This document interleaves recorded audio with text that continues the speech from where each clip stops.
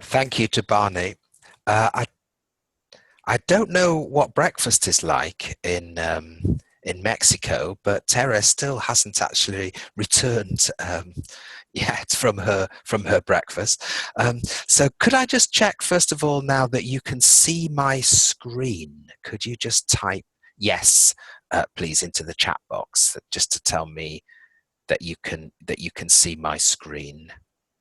Yep, that's great. Thank you, Nadir. Thanks, Karim. Thanks, Rossa. Thanks, Maria Fernandez. Oh, Tere, hi, you've come back. That's great. Thank you. Okay, I'll try and make my screen as big as possible. And if you have a look at the photograph there, this is our course photograph. And if you know why we've chosen this photograph to represent our blended learning course, then please feel free to type your answer into the chat, and I'll tell you the answer to that question in a moment. So welcome to our very, very first webinar for the course Blended Learning in Language Teaching. I think I know many of you. I've actually met many of you face to face, which is absolutely wonderful on my recent trip to Venezuela, my recent trip to Tunisia. It's been really wonderful. And I think some of you may know me with different hats, if you like. I'm a director of this small company, PSA, Pete Sharma Associates, and I work as an English for academic purposes lecturer at Warwick University. I'm so glad to deliver this webinar with Barney, because Barney is my co-author, and many of the books that we've written together have been about technology in language teaching. So I work as a consultant, a teacher trainer, and a book reviewer, which means I get all the latest materials. This is where I'm speaking to everybody from, Rochester. You may have heard of Rochester, New York, but this is the original Rochester in the UK, where we've got a lovely cathedral and a very nice castle, and it's very famous for Charles Dickens. Barney, who you can see in the screen there, he's speaking to you from Stratford, which I'm sure everybody has heard of, being the birthplace of our most famous writer, William Shakespeare.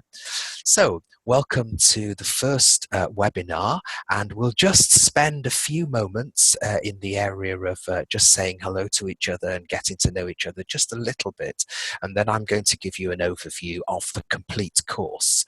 The content for the first webinar is really very, very different from all the rest of the course. It's the only time really that we're going to focus specifically on research in the area of blended learning. And then we'll finish off our first webinar with an introduction to what's going to happen in week one. So let's start with the getting to know each other moment. And thank you very much for your guesses as to why I chose this. I don't think anybody quite guessed, but this is in Mexico City, so I hope our friends from Mexico do recognize this home of Frida, one of my favorite painters, and Diego Rivera, who married, divorced and remarried, and at one point they lived in this particular house which was designed by an architect with two parts, with a bridge in between the two parts, where Frida would bring Diego his coffee in the morning. So the two parts of the house linked very much, absolutely, Nedia, is blending. It's blending the two parts of, let's say, face-to-face classroom teaching and online teaching. I told this story to Nick Peachy, and he said, well, their marriage wasn't very successful. He said, on the part of Diego, there was perhaps too much face-to-face, which, if you know their story, is quite an amusing joke there from Nick. But that's what we chose, and I would very much like to say welcome to Maria Teresa, to Marta, and to Rossa, and to just give them the floor for a moment. If you'd like to just type anything into the chat, or if you'd like to unmute your microphone and say anything, particularly about where you are. If you could say where you are, that would be really, really interesting. I know that you work all at the Technology University in Monterrey. Let me just pause for a moment if you would like to say anything else at this moment. Okay, if you want to, I can start. Yeah, thanks, Yes, Tanya. Yeah. we all work at Tec de Monterrey. Can you hear me? Perfectly, yes. Thank you. The three of us work at Tec de Monterrey. Rosa and I are in Campus Monterrey. Marta is in another campus of our institution.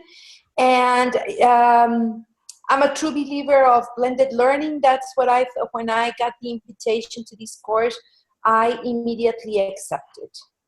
So let's see what my friend Rosa can say about it.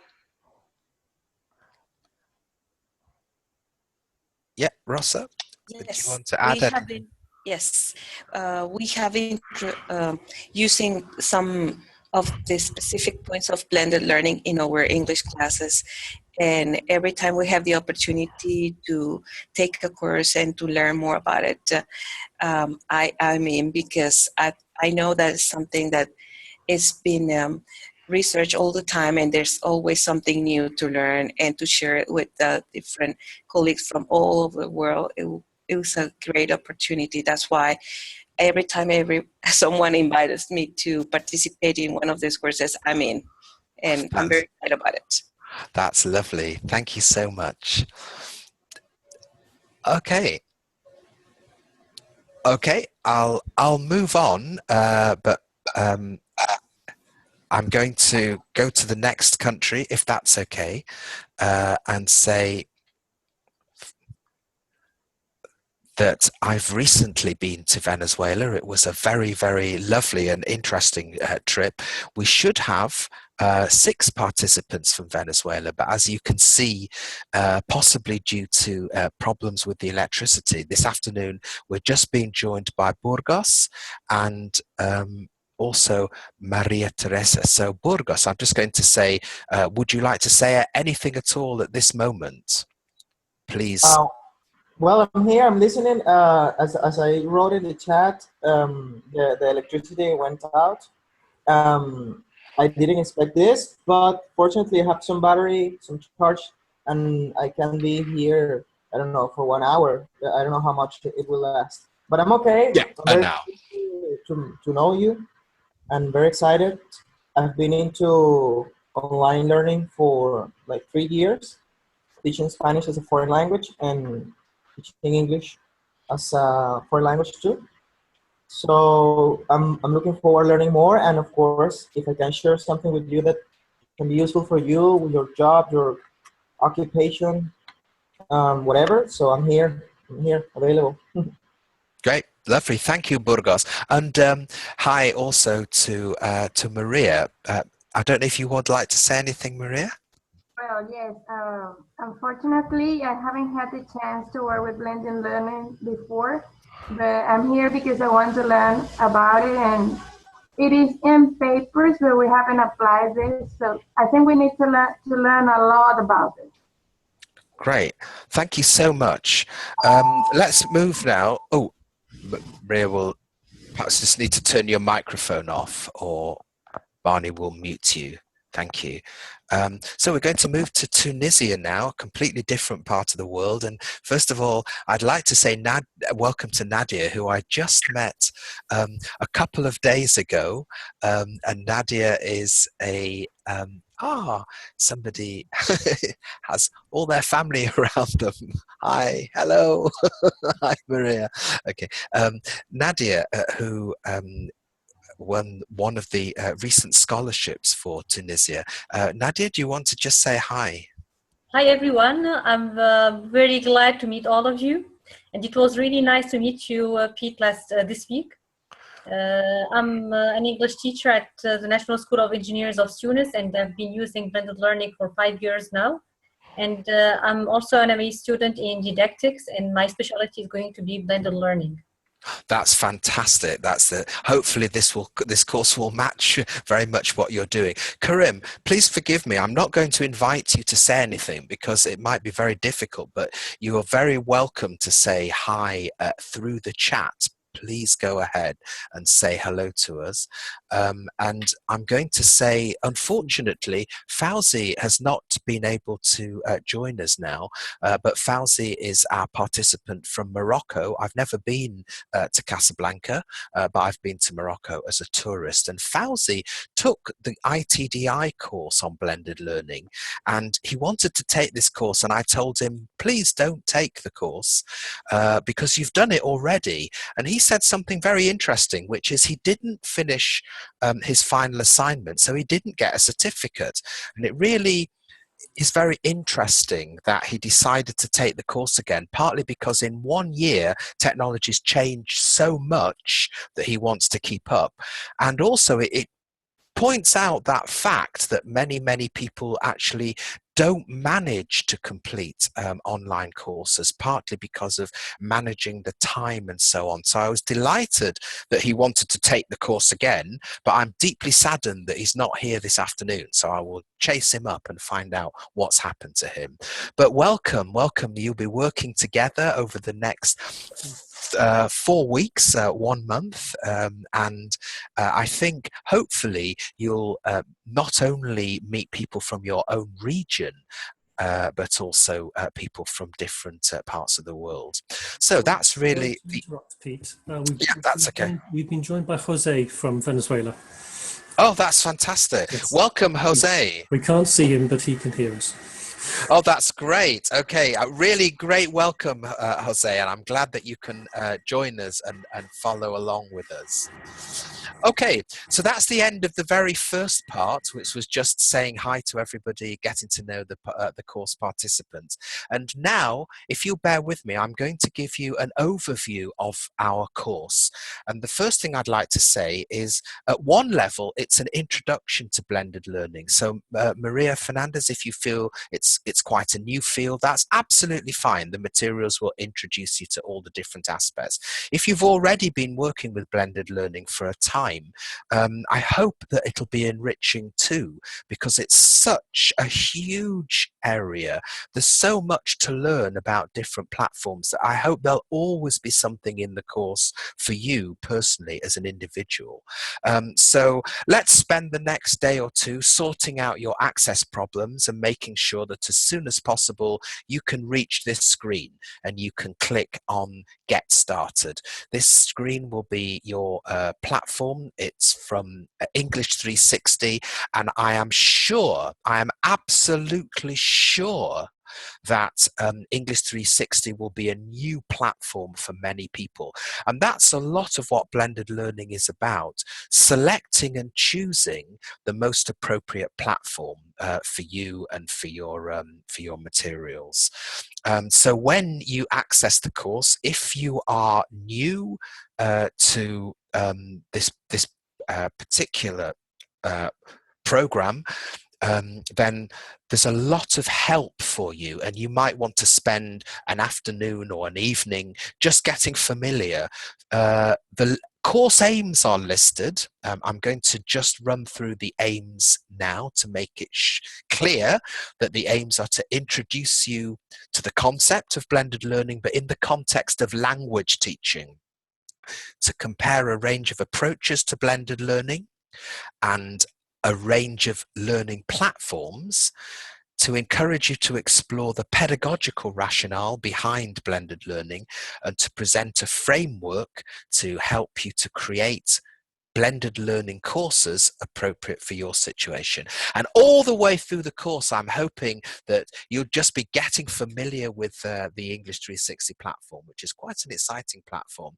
I won't read all the outcomes. The outcomes are very much linked to the aims, but I want to tell you that on your platform, all this is very clearly part of the introduction.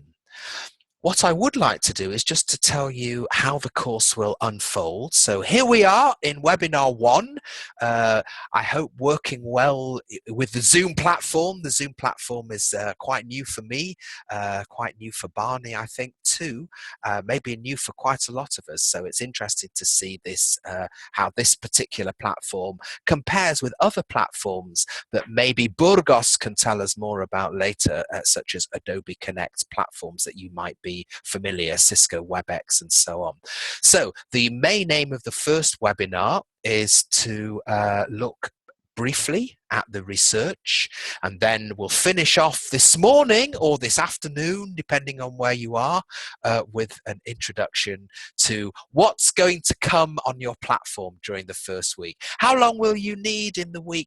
Put aside a few hours. If you're familiar with blended learning, you can work through the materials really quickly. Just that's not a problem whatsoever. If you're unfamiliar, you might want to spend longer, but please do give yourself perhaps 3-4 hours during the week if you possibly can do that in week 1. Webinar 2 is next week. We will look at anything which has come out of week 1. That's what our webinars are for, really, to spend some quality face-to-face online time just discussing key points that come out of the material, and then I'll introduce you to the huge world of materials, digital, online platforms and so on in advance of your second week working on the materials.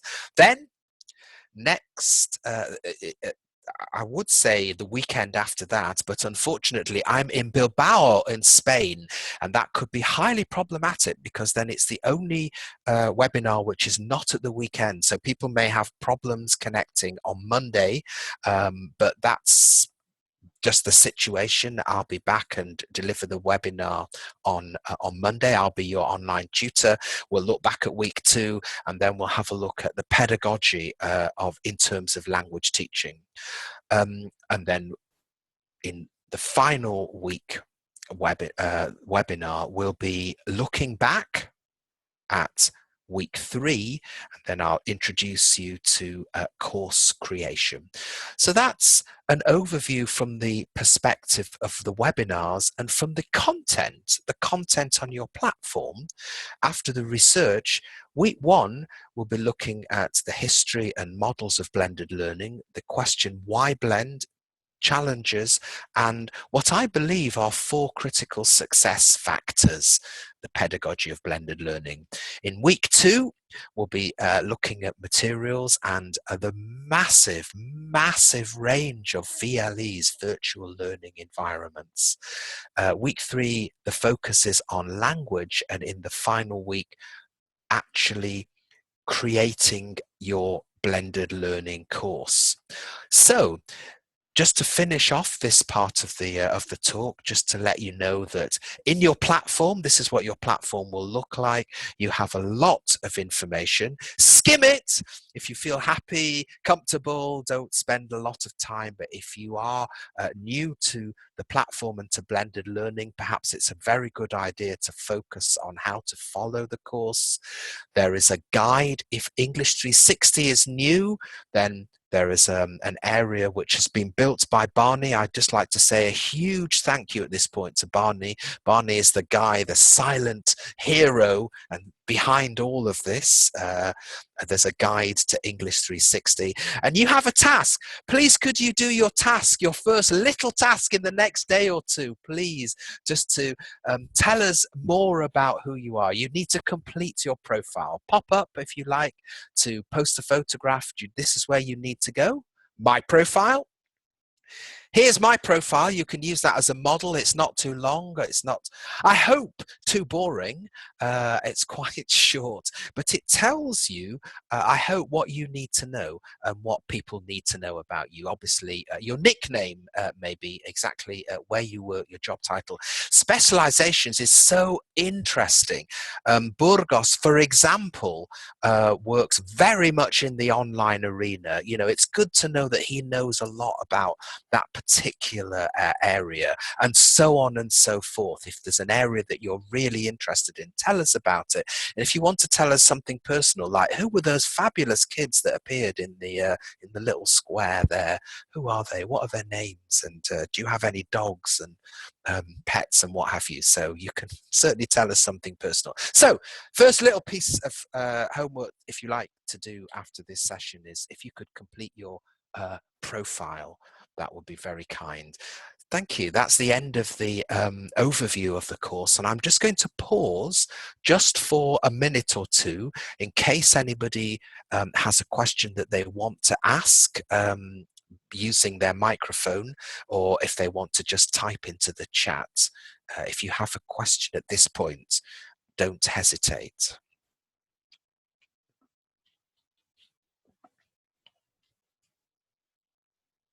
Great.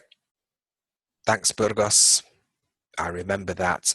And yeah, the answer is, I'd like to say yes. My actual answer is yes, I hope so. I'm sure that's absolutely fine. As soon as I get in touch with Valentina, and I'll find out what she's doing on Monday. By the way, guys, it's the IATEFL conference next week in Birmingham. So Valentina, who is the lady behind English 360, she's going to be there. So I'll grab her physically if I can't catch her by email on Monday. So let's move on now. And this is the central part of this webinar, which is looking at what the research says. And just to say, Tere, yes, same answer to you. Sorry, I noticed that you were worried about that email. We'll make sure that that you get that email from English 360.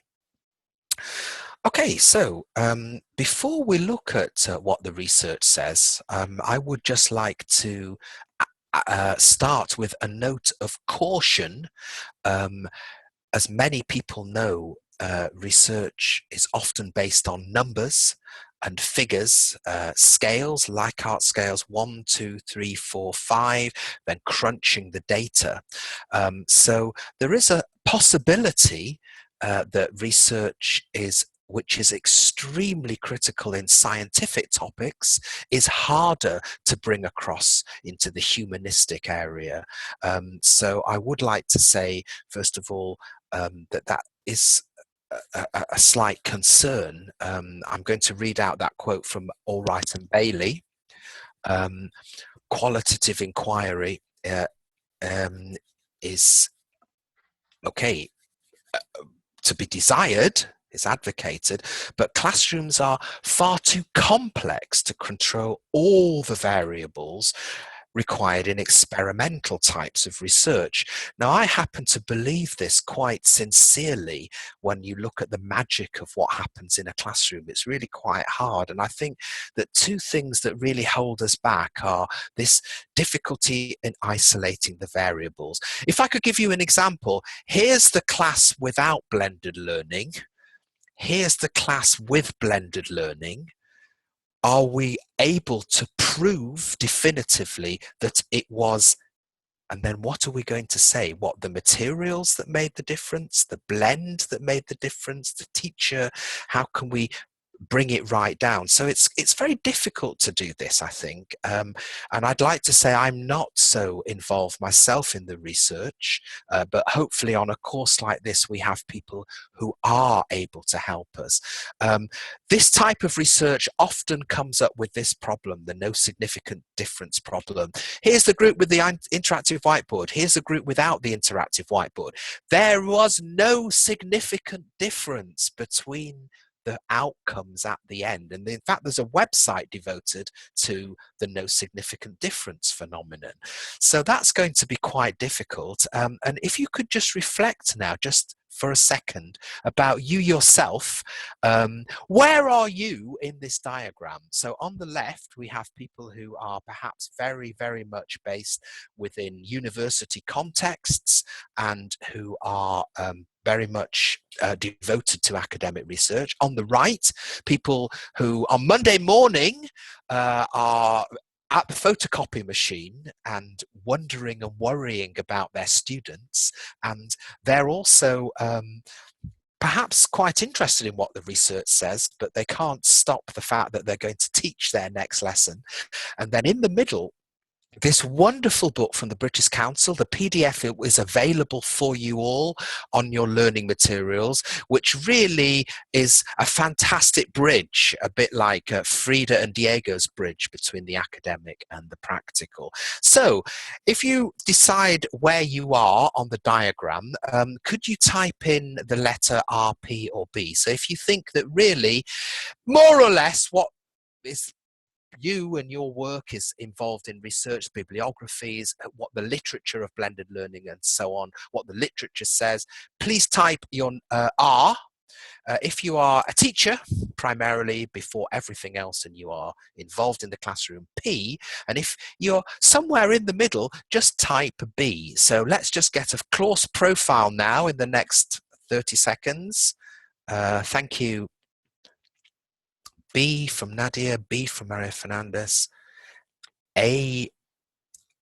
So Burgos, your A, that's not a letter that I wanted you to type, but I'm going to assume, Burgos, that could you retype your A? A for academic, I'm going to assume that's what you mean. A, research, yeah, Rossa, both and both. Okay, and we'll see as our course builds up if there are more people who are on the P for practical side. If you're on the academic side, I hope the course doesn't disappoint you. It's not an academic course, but it's a course with differentiation. If that's your interest, you only need to tell me and we'll make sure that there is material for you. So let's say, is there a literature of blended learning? Well, I think that the yes answer means that there is a literature, but it's not connected with language teaching. It's more connected with the area of, for example, management training, the area of knowledge transmission. So leadership skills, these are the kinds of things that people have experimented with in a blended platform. You can read a huge amount of literature from the USA, but my argument would be very strongly that language teaching is different. So the literature of blended learning is not necessarily the literature that we may be interested in.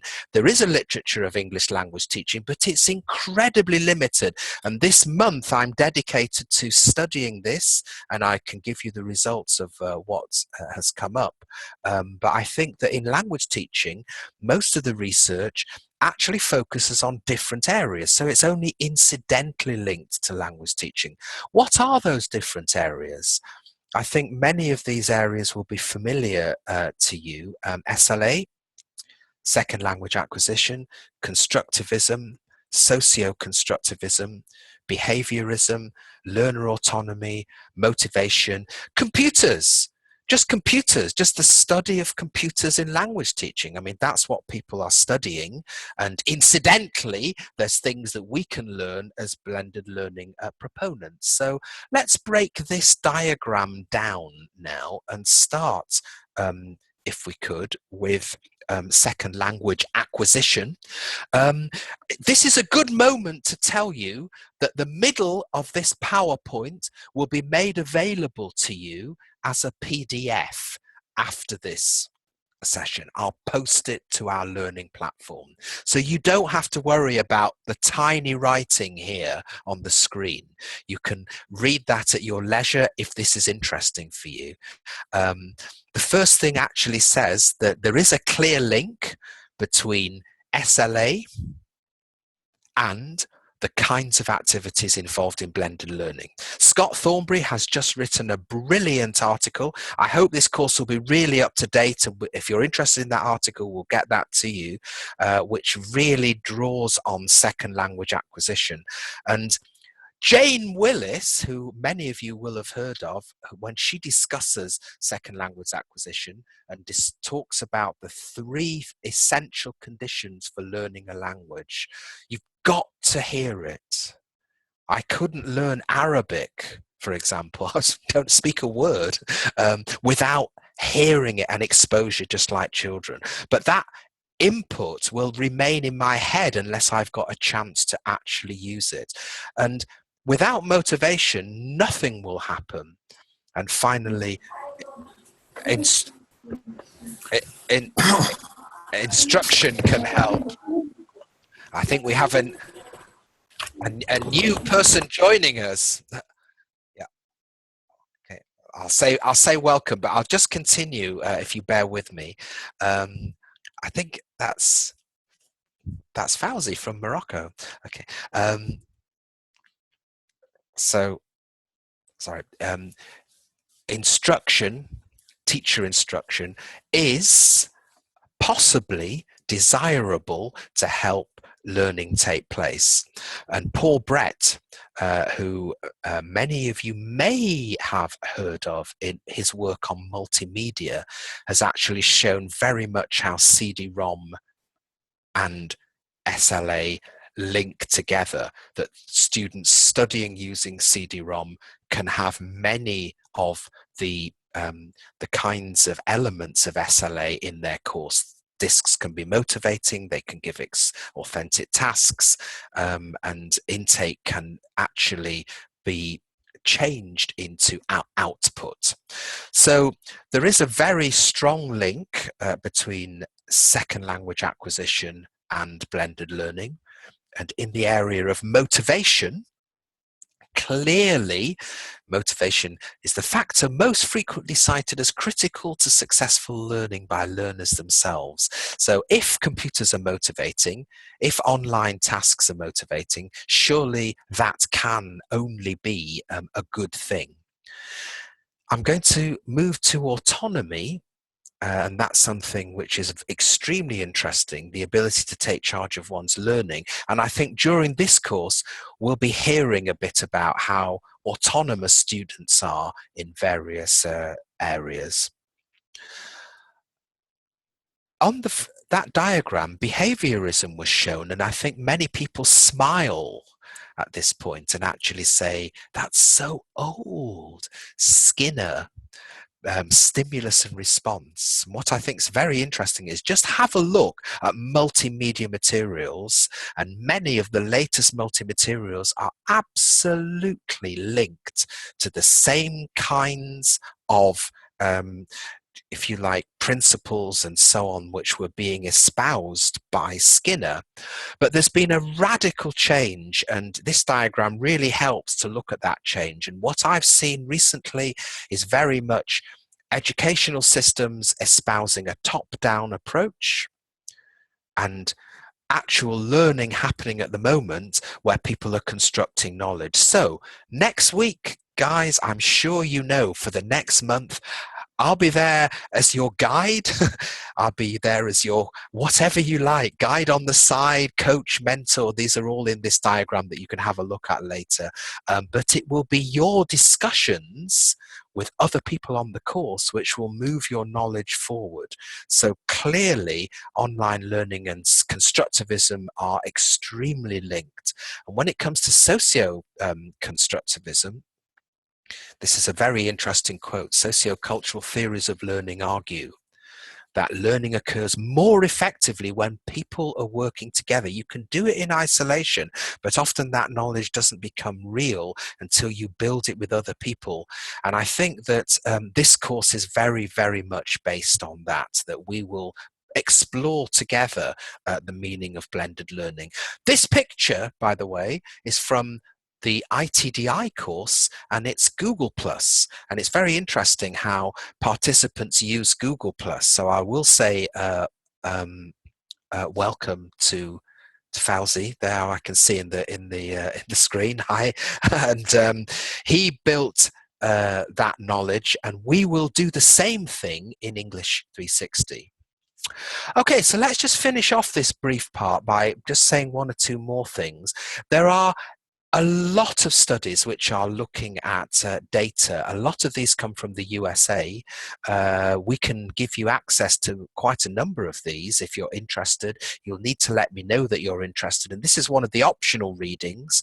And at the end of this, where you take hundreds and hundreds of students learning with a mixture of face-to-face and a mixture of online, it often comes out that the data is about a particular area of education, but not necessarily language teaching. So I think that's the sort of difficulty that we have at the moment, that we can look at these very heavy pieces of work, but still not necessarily feel comfortable. So this is one of the people in the literature of blended learning, Lamping, who says there's, of course, no single perfect blend. The concept is grounded on the notion of flexibility. So that's why I cannot send you an email at the beginning of this course saying, this is blended learning, this is the answer, this is the perfect percentage, and this is what you have to do. Because, and Levy and Stockwell have said this so clearly, core computer-aided language learning is situation specific. We have Venezuela, we have Mexico, we have Tunisia, we have Morocco, all very different. And within one country, let's say Venezuela, you have private language schools, but you also have universities, you have freelance teachers, so every situation is different. So just to bring you right up to date now, the Routledge book on the left, woo, we are very happy. Kevin Westbrook, who is the moderator next week, his essay along with mine is in the Routledge handbook on blended learning, and so we can draw on that. And if you look at the picture on the right, I've just finished reading it, guys. I'm going to try and condense the key information from Mike McCarthy's book. So if you're interested in the research, you need to just let me know. I can already see that there's quite a lot of Bs there, so people who are in both research and practical. Then if I know that, I'll make sure that you have more information on that. So I'm going to pause and just sum up there by saying there's a huge problem with research in blended learning. One of it is that most of it lies outside of language teaching. It's in the corporate sector, so it's not relevant for us. There's a lot that people could do, but how you actually work out what you're assessing is very, very difficult. So I was so happy to be in Nadia's session 2 days ago when you were talking about DINED and working out what is it that's making that difference. Is it the material? Is it the student motivation? Is it the teacher, how the teacher set it up, and so on? These are all very, very interesting for us. So please let me pause just for a couple of minutes. If anybody wants to ask anything, Burgos is familiar with the Routledge handbooks. They are indeed very, very interesting and extremely expensive. If you have £250 free lying in your bank account, you can buy the book on the left. So I promise I'll try and condense it for you just in case you can't. So I'll just pause for a moment in case you have any thoughts or questions.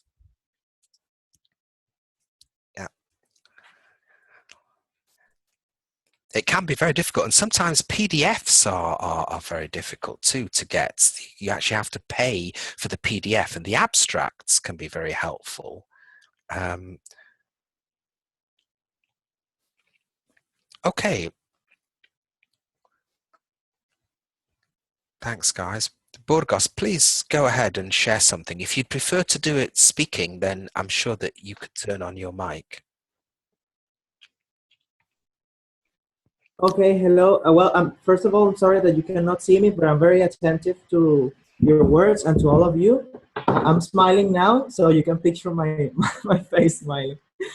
But I just wanted to share a couple of thoughts that, for example, I know variables are really hard to control, but I think if we do make a huge effort, we can start like looking at variables appearing in our set, in our classrooms, and we can start measuring them in a way. I have learned that due to a course in management I'm taking, and I've seen that there are many variables that can be controlled, can be measured, but we need to be open. because every single day something new is coming out and we realize so many things. So if you feel like frustrated because this field is kind of new for you, believe me that as you are more into it, some new ideas, variables, knowledge, information would appear, and of course your job is gonna progress, is gonna flow even better every single day. And well, Okay, thanks. thanks to Thanks, you. thanks, Burgos. Could I just hand over to Nadia now, who also would like to share her thoughts at this moment? I think that there is no model for, as you said, Peter, there is no model for blended learning. It's flexible. It depends on the context, on the needs of the students. I personally had the experience with different, let's say, levels at the institution where I teach, and I've used blended learning with each one of them differently, depending on what they want or what they really need. So it's very flexible, and personally, I think that it changed my life as a teacher. And the more I use it, the more I become addicted to it. That's really, really great to hear, Nadia, especially at the beginning of this course, because I think I can join you and say coffee and blended learning are two of my own personal great addictions in life. Okay, so thank you very much. We've come to the end of the third section on the research, and it's nice to see comments still coming into the chat. We'll have a look whether we can print off the chat or save that as a document. I think we will be able to save the chat, and that can just be posted so that if there's things that you want to pick up on or links, we can do that later. So let's come to the end now, and I'm going to introduce you to next week. I hope you have a lovely week. I hope it starts off with an email from English 360 and that you happily get to your homepage and click on the start button. So we have so far looked a little bit at what the research says, not in depth, but we can certainly go further in depth, especially with the appearance of the new Cambridge Handbook, which, as I said, I've just read. So we'll start off with roots, definitions, dimensions, and working models. So next week, expect to just think for a few moments about that question. Where did it all begin? Then we'll move to definitions. There are so many definitions. I once collected these like Hitchcock films. I had a whole list of Hitchcock films on my wall when I was at university, and I had a whole list of definitions. It got to about 34 different definitions. 34 is too many because they're often variations. So you have to just ponder as you work through the materials on what you think your definition is. What are the definitions that you meet in the literature? The classical definition, and if you think about our beautiful picture of Diego and Frida's house, I think you can see what the classical definition is, face-to-face plus online. And then you have access to this article. You can just download it, print it out from your materials, looking at key concepts in ELT, which I very, very happily wrote for the ELT journal from Oxford. Dimensions, we could interpret it in a broad way or a narrow way. For some people, it's extremely positive, the term, but for many people, it also has a negative connotation, and that's very interesting. And there's an article that you could read about that. Some people, this is a brilliant book on blended learning in second language classrooms, believe it's transitory. It's like talking about communicative language teaching. Surely all language teaching is communicative. We're just going to drop that particular word. So because technology is everywhere, we're just going to be talking about learning in the future, but that's still something which is said for the future. We'll look at different models, whether you do it by percentage, whether you do it in terms of the what's known as the dual track model, and flipping. And I've noticed, what a great pity Jesus can't be with us from Venezuela. Jesus is an absolute fabulous expert on Facebook and flipping the classroom. I'm sure we can learn a lot from him about flipping. And then you'll be asked at the end of the week just to think about yourself, why your situation, why blend. What a brilliant answer from a lady called Tadira, who works in Venezuela. She said, we have so many upsets in the street with demonstrations that our students sometimes can't get to the classroom. And so we thought, we support what we do in the classroom online. What an amazing reason for blending. You can't actually get to the class, and so you can actually do that particular part of the course online because of a social reason. There's many different reasons why people blend. Many challenges in this area. I think part of this course is because many of the things I see around the world actually don't necessarily work, and boiling down to the success factors. So that's really what we're going to be doing next week. And I hope you have a lovely week. I hope you manage to get onto the materials Monday, Tuesday, Wednesday, or maybe Thursday, perhaps Friday, and leave a tiny bit of time on Friday for your assignment. Your assignment is very short. We don't want to burden you. We want you to enjoy the course. We don't want you to think, oh my goodness me, I've got this incredible assignment. It's a very short posting just about your own situation. Why are you blending? And so on, and then you will be able to post your short piece of writing to the forum. This is what it will look like. It will say week 1 assignment, and there'll be a place there where you can upload your document. Any difficulties, any problems, please don't sit at home thinking you have a problem. Drop us an email. If I can't help you, Barney or Kevin will. If they can't help you, we get in touch with the English 60 people. They want you to enjoy your experience on the platform, but you need, of course, to see the problems. We'll try to be honest with you. I don't know where your emails are at the moment, and there are always problems getting people into a platform. That's life. That's the way it is, and we'll try and overcome them. So that's week 1. There's documents. All the documents are available as PDFs. Please don't read them all. You will die if you read them all. Far better to decide what's your interest area. If it's business, read Driscoll. If it's the negative side, that you need to read Oliver and Trigwell. If it's you don't have to read the whole of these things. There's just maybe a short section that are useful, but you might want to print them out, save them for later on. But the reading is there to be used judiciously and selectively. So if you're very, very busy and you don't have time, you're very, very welcome to park the reading for later. So we're coming towards the end of the webinar. I'm just going to say 1 or 2 practical things. Your access is a month, so it should start today. If you can't get in today, don't worry, watch a nice film, have a nice meal in the evening, and let's see if we can get you in tomorrow as soon as possible. And then it will finish on the 9th of May. Now that's quite important, because then if you don't have access to the platform, you might just want to be taking notes with, dare I say, an analog system, a pen and a paper. Very, very useful. I'm taking my notes here, and print out some of the PDFs, save them into your computer. They're all there for you, but just for the month.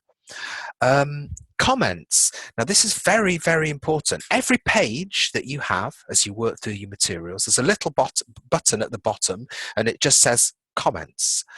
Anytime you want to make a comment, just click, type it in, and it says comments left here can be read by all members of this course. So that's how we're starting the knowledge construction. If you see something and you say, oh, you know, this reminds me of a fantastic document on, just pop your comment there and we'll all learn from each other.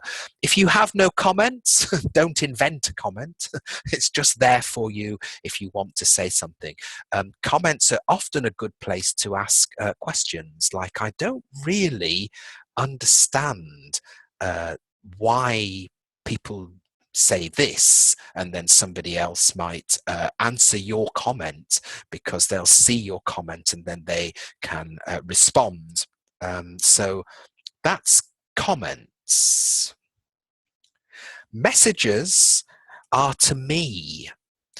So you can see how in the Zoom webinar, people are able to speak, you're able to share your screen. So if you want to say something that's coming out of your work and you want to write me a message, then please use messages. If you want to tell me, dear Pete, it is Tuesday and I still haven't received my email. Are you alive? Did you ever meet Valentina? Send me a message. Please do feel free to use my email account. That's fine. But also we can work within the platform. I think that will build up our knowledge. Great. You'll probably see these things all around which say progress and scoring. Please don't be scared. This is not a judgmental course. We're not actually assessing you in any way. We are assuming that you're all ELT professionals here because you want to take the opportunity. It's just logging up that you've been everywhere, because just one of the things is, you know, we'd like to send out the certificate, but it's a certificate of attendance. So we've just set 80%. So if you can't do everything, don't worry. But if you suddenly have to go on holiday for 1 week and you completely miss a week, then it might be hard to give you a certificate of attendance. So it just means we can keep a track. It's not Big Brother, but it's quite interesting that these systems have things built into them like this. Okay, we'll send you a certificate of attendance. We don't have much ink in our printers. Some of the places that you are, we don't know if it would ever reach you, so you could be absolutely sure that you're going to get a PDF certificate, and I hope that that's okay for everybody, and that will be what it looks like. Okay, we're coming towards the end of our first webinar now, and there we go. I'm going to give you a fun quiz. Have a look at that for 15 seconds, and if there's anything that you don't know what it is, type it into the chat. Type into the chat anything that you don't know what it is.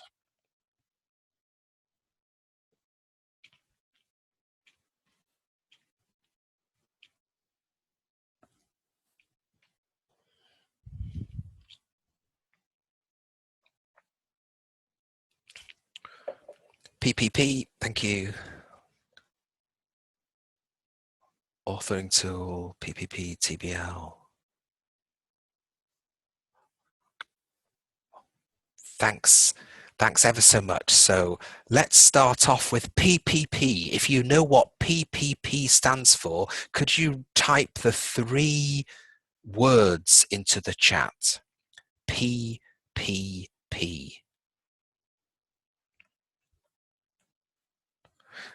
PowerPoint presentation. Maria Fernandez, that is a fantastic answer, and I love you forever, but it's not the answer that we're looking for here, even though you're absolutely right. It does stand for PowerPoint presentation. The first P is, oh, that's almost right. It's the first P is present. The second P is practice, present, practice, and produce is the third P, like the famous triangle when you teach. Great. If you know what TBL stands for, could you type that acronym in full? TBL.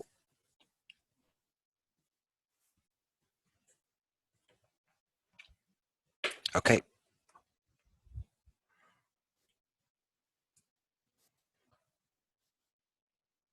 Yeah, That's brilliant. Yes, TBL, thank you very much. It's task-based learning. Karim has typed that in, task-based learning, very much what Jane Willis espoused. So an authoring tool, English 360, is a platform which contains already tools which will help you to build your own digital materials. They will be already in the platform. So one thing about learning online, I hope Burgos agrees with me, is never take anything for granted. I just saw a brilliant poster in Tunisia about learner autonomy, and it said learning autonomy means different things within different cultures. So that's a really important thing. It's fine to spell everything out, and what's interesting in your platform is that there's a glossary. So if you're sitting and you're working through the documents and you see TBL or PDF, if it's in a certain color, you know it's in the glossary, you can see it here, it says glossary of terms, so you can go. So if you don't know what something it is, don't be afraid to just type, what is this? And then somebody on the course, I'm sure, will be able to help you. So thank you very, very much indeed for giving up your time this Sunday. I hope you've enjoyed it. I've been so scared about this, what's it going to be like? But let's see. Yeah, thanks Burgos for anything you type now in the last seconds into the chat will be saved. That's what we've done. I hope you're getting familiar with people's names. Enjoy reading everybody's profile next week. I've given you a bit of an overview of what we're covering. It's very, very systematic, the course, but you can devote different amounts of time. And please, time management's going to be quite critical, isn't it, on this course? So we've had a very brief look at the research. I'm delighted to give you more on research if it's your interest. It's not really a research-driven course. Thank you to everybody for typing. Thank you. Hope to see you next Sunday the 17th, same time.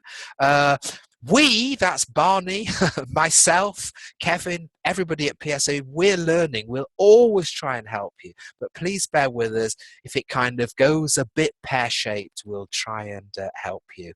And it will be absolutely fantastic to see as many of you as possible next Sunday. So we have 1 minute left. I'm very English, about this. We have 1 minute left. If you want to type anything, I'm going to say a very, very warm goodbye to everybody.